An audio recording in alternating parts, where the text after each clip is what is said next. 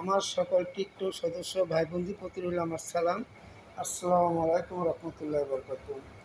আমি একটি কঠিন পরিস্থিতির শিকার হয়ে যাই গতকাল রাত 11টায়।